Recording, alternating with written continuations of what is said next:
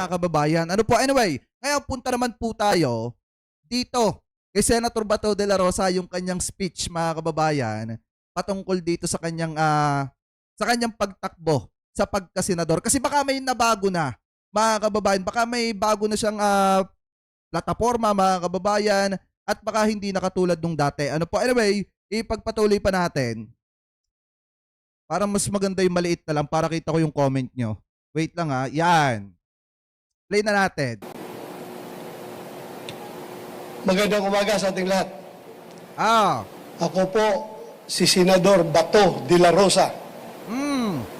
Tumatakbo ulit, nagpapare-elect ulit na magiging senador ng ating Republika ng Pilipinas.